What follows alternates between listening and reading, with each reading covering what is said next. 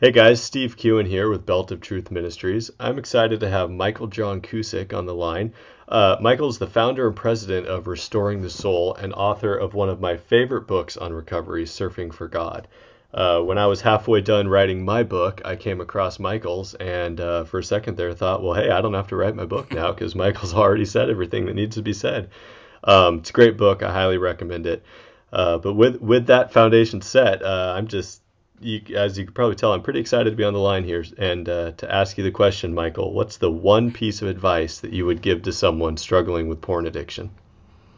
Well, other than read your book, because you wrote your book in your own unique voice, and even though we both have a passion for the heart and getting down to the heart of the issue, your voice is an important voice in all the books that are out there. So I'm glad that you wrote it.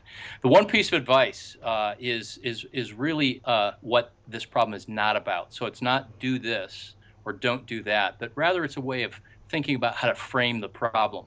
And I would say that the one thing is that struggles with lust and pornography and sexual addiction and acting out sexually, habitual sexual sin and enslavement, they're simply not about sex.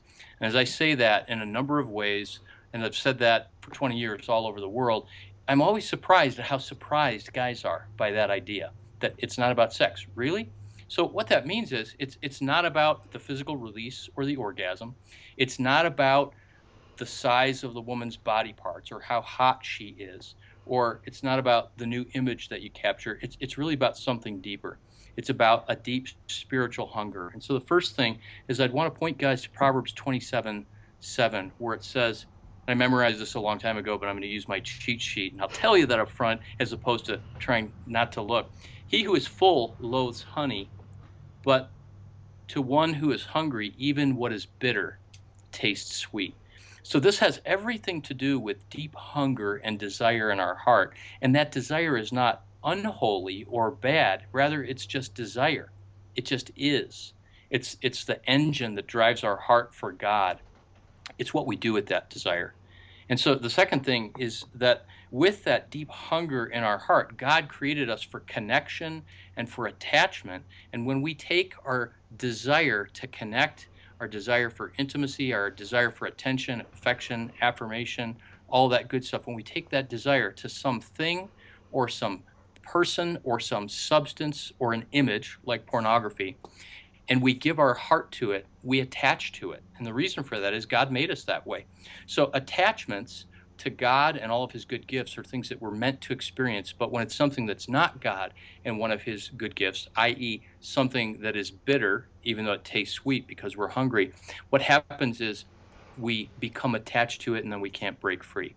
And there are emotional and psychological attachments. There are neurological attachments.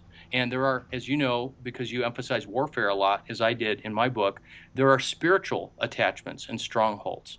And to undo those, we don't try to undo those attachments and satisfy that deep hunger by trying harder, but we ultimately need to learn to rest in Christ. I think both the hardest commandment in the Bible to obey and the one that's most relevant for recovery from sexual sin is Psalm 46:10. Be still and know that I'm God. For me, that's actually the hardest commandment to obey.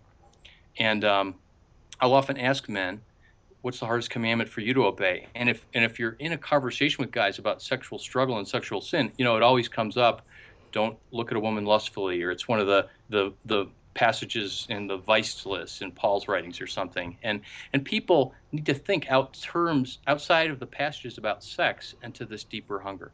So it's not about sex. It is about a deeper hunger. It's about attachments at the soul level where our desires get misdirected. What then it needs to become about is about learning to rest deeply in Christ, where we're actually beginning to feed our soul from the tree of life and not just at the tree of knowledge of good and evil. And then finally, to connect with other men in community. So I know that's four separate things, that it's about hunger, it's about soul attachments, that we need to learn to rest in Christ, and that we need to be connected with other men in community. But those are all A, B, C, and D under the number one thing of it's not about sex.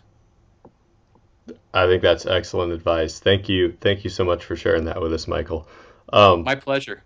And tell people where they can find out more about you and your books and ministry and all that.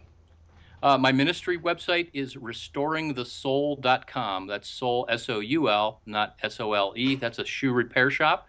Restoringthesoul.com, and then michaeljohncusick.com. And you can find out about our resources, our programs, etc. at either of those websites. Okay, and we'll be sure to have all those links in the show notes below. Thanks again for your time, Michael. Thank you for your ministry. I know your book has been very helpful in my life, and I know in a lot of other lives as well. So thank you again for that and for your time. You're welcome. Thank Okay. you. Take care, Stephen. See you, Michael.